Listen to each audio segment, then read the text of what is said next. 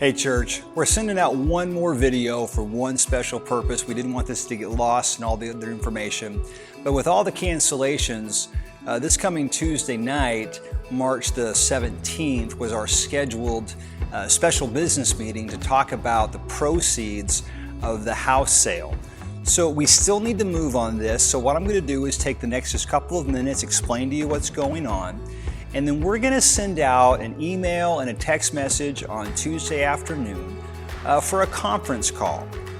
And so if you want to talk, if you want to ask a question, you can get in on that conference call. We'll officially convene the business meeting. And then what we're going to ask you to do is we're going to ask you to do one of three things. If you're a member, we want you to vote. And it's simply going to be a yes or no on how we're going to spend the proceeds, and you can either call the church office and let them know your yes or no. You can email the church office and let them know a yes or a no. Or if you prefer, you can stop by the office and let us know your yes or no. This is not a secret ballot vote, so we're not violating anything there. But here's what it comes down to, and here's what we're voting on. About 4 years ago, when Susan and I got here, the debt on the church was $1 million and about another $50,000, so about $1,050,000. Over the last 4 years, with our normal payments and refinancing one of the loans, we were able to pay it down to right at $900,000.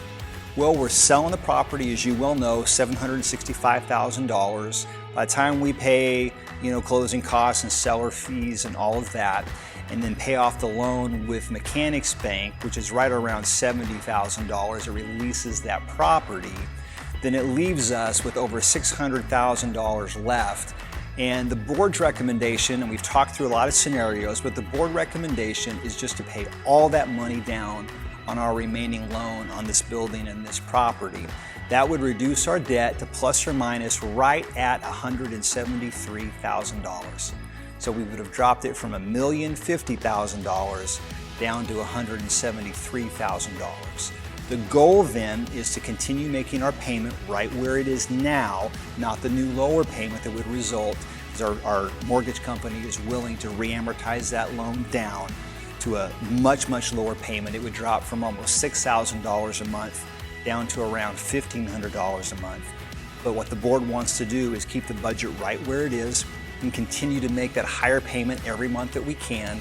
And then that would actually probably get us about 2 years or less. Even if nothing else happened, we would be completely debt-free. And we're pretty excited about God doing that in such a short period of time. So that's our recommendation. We had talked for a little while about holding out some money for some deferred maintenance, like addressing the parking lot, helping the school address their alarm system. But we feel like that those things, while they do need some attention in the future, they're not urgent. They don't have to happen today. The church also has about 4.5 months of expenses in our checking and savings account. So we've got almost a 5-month surplus in our church checking account. We haven't had that in a very long time. The school making a profit for the first time in a very long time and has almost 3 months of expenses sitting in the bank right now. So we're in a great cash financial position, and we just don't feel the need to hold any of that out. We just want to put it all down on the debt and knock that thing out as soon as we can. So the yes or no vote is yes, put all the money on the debt, or no, not to, because you've got some concerns over other issues.